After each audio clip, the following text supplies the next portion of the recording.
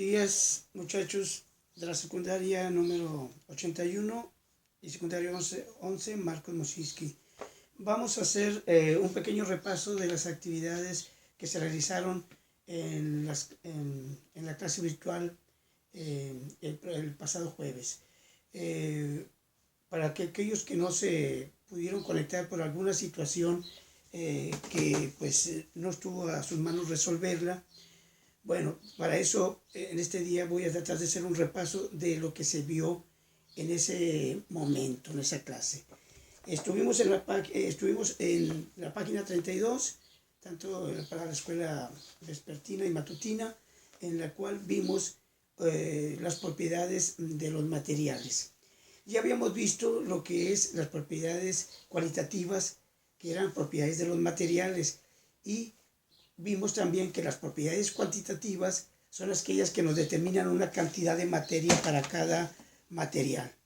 Entonces hay que recordar que las propiedades cuantitativas se dividen en dos partes.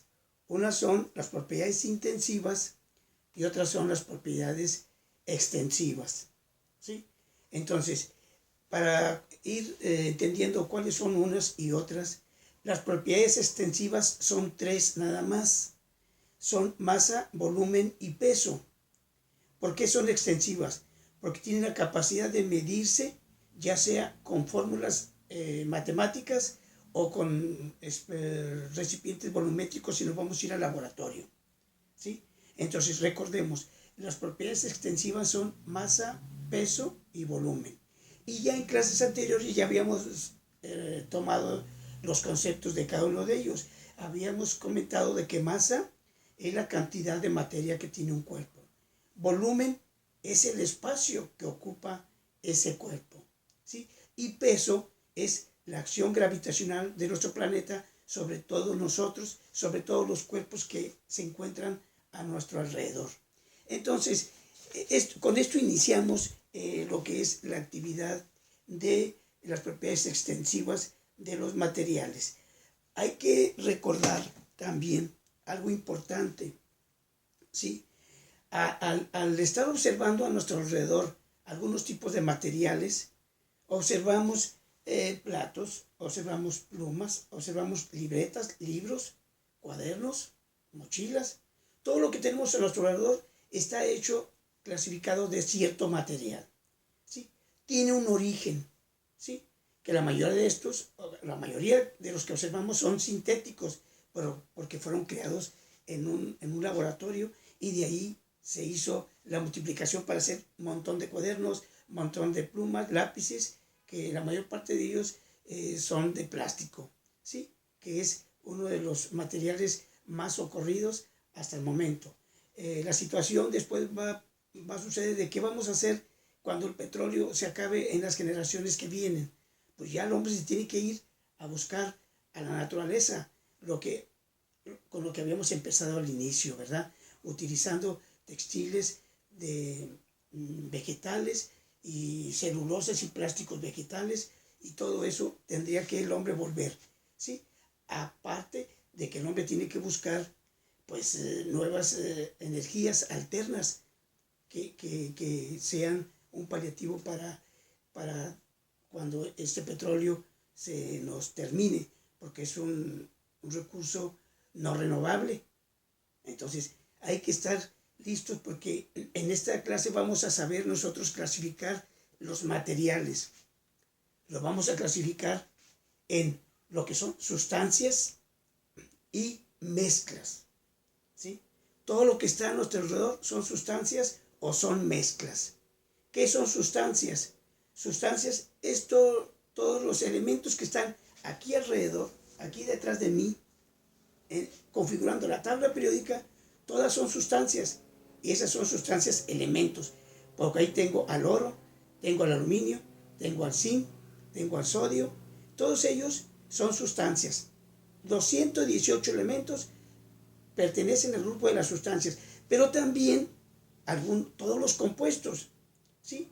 El cloruro de sodio, que se forma con cloro y sodio, el agua, que es H2O con hidrógeno y oxígeno, son sustancias. Entonces, redondeando, las sustancias son todos los elementos que están en mi tabla y todo lo que puedo formar con ellos al juntar, ¿sí?, elementos con carga positiva y negativa, formo compuestos como el agua oxigenada, como el ácido clorhídrico, ácido nítrico, ácido sulfúrico y otras miles y miles de sustancias. Entonces, ellos son las sustancias, todos los elementos y todos los compuestos que puedo formar con mi tabla periódica. Y la otra son mezclas, que también la mayor parte de lo que tenemos en nuestro ambiente son mezclas. Yo les ponía un ejemplo a los muchachos. Yo tengo una mezcla que podemos hacer en el hogar, que voy a comer un cóctel de frutas, que le pongo uva, guayaba, manzana, piña, melón o cualquiera que yo lo quiera poner. Entonces, al yo comer el cóctel, yo estoy haciendo una mezcla, ya. Esa mezcla me sirve como nutrientes, ¿sí? Azúcar y todo lo que mi cuerpo ocupa. Entonces, eso es bien importante conocerlo, ¿sí? Las mezclas. ¿Y cómo conocemos cuál es la definición que aprendimos de mezclas desde la primaria? Porque este tema no es nuevo. Este tema se vio desde la primaria y se vio en física y se vio en biología, en ciencias 1 y 2. Entonces, la mezcla es la unión de dos o más sustancias que pueden ser separadas por medios físicos. Acuérdense, mezcla es la unión de dos o más sustancias que pueden ser separadas por medios físicos. ¿Y qué son los medios físicos? Pues cualquier instrumento que yo tenga en el laboratorio o en la cocina. Si yo antes hice la analogía de la mezcla con un cóctel, pero la persona que va a consumirlo dice, no, la uva me hace daño, soy alérgico a la uva. Entonces él va a utilizar o sus dedos, que estén limpios, un palillo, un tenedor para quitar la uva. Entonces él ya separó uno de los ingredientes de la mezcla de manera física, con un palillo, con los dedos, con un tenedor, con la cuchara. Entonces, con esto entendemos de que las mezclas sí pueden ser separadas por medios físicos. Todas las mezclas que existen pueden ser separadas por medios físicos, ¿sí? Entonces, ahí tenemos diferentes ejemplos de mezclas. Hay dos mezclas homogéneas y heterogéneas. Estas palabras ustedes ya las conocen porque ya las vieron hace mucho tiempo. Este tema que estamos viendo ahorita se vio desde primaria, cuarto, quinto y sexto año. Entonces, las mezclas homogéneas, ¿cuáles son? Y las heterogéneas, ¿cuáles son? Las homogéneas son las mezclas donde se ve una sola fase en la mezcla, en el ingrediente. ¿Qué ejemplos puedo poner yo de mezclas homogéneas donde nada más se ve solo una fase?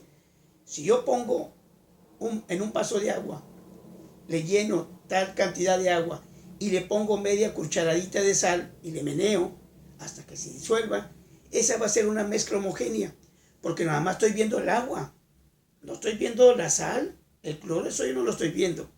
Entonces, ella se va a determinar como mezcla homogénea.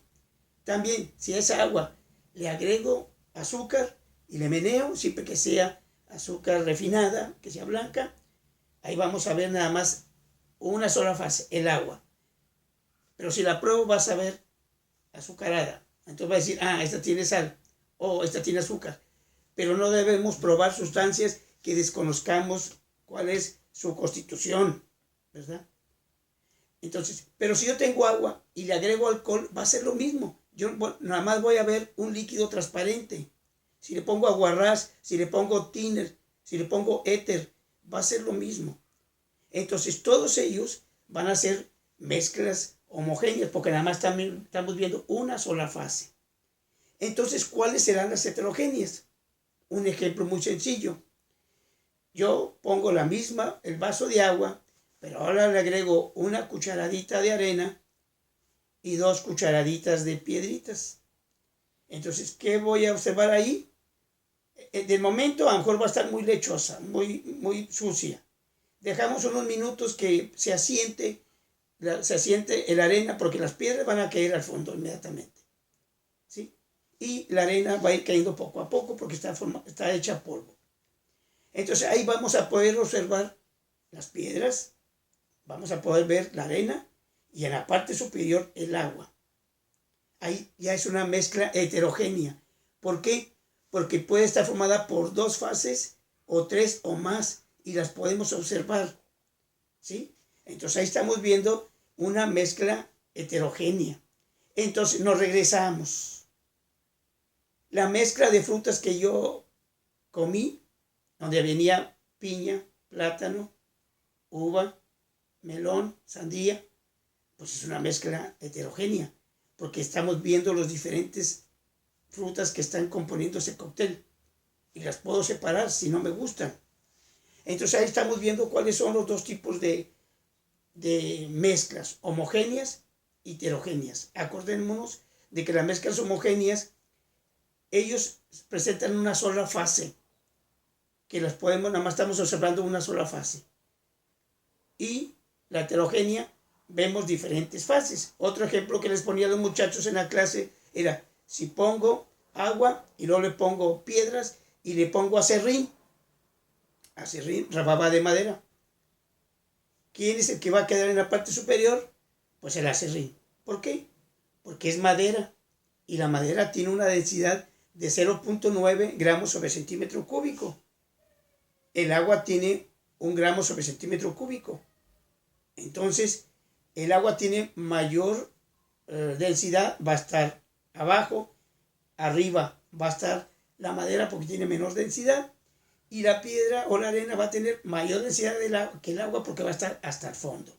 Entonces, esta es la manera de cómo empezamos a aprender sobre mezclas homogéneas y heterogéneas. Y también hay que recordar que a las mezclas homogéneas se les llama disoluciones, no lo olvidemos. Las mezclas homogéneas son disoluciones que están formadas por un solvente y un soluto. Un solvente y un soluto. Las mezclas homogéneas a las que llamamos también disoluciones. Entonces, ¿cuál es el solvente? Siempre va a ser el agua y el soluto va a ser lo que se disuelve en el agua. Ponía el ejemplo de, tengo un vaso con agua y le pongo una pastilla de Alka-Seltzer. ¿Cuál es el solvente? El agua. ¿Cuál es el soluto? La pastilla efervescente que se está deshaciendo, se está disolviendo en el agua. Entonces, con esto terminamos lo que es las mezclas homogéneas y heterogéneas de las propiedades cualitativas y cuantitativas de los materiales. Espero que les haya servido este repaso para los que no se conectaron. Y ahí está, voy a estar subiendo los siguientes repasos para que ustedes los estén observando. Muchas gracias, hasta luego y échenle ganas, vean mis videos, por favor.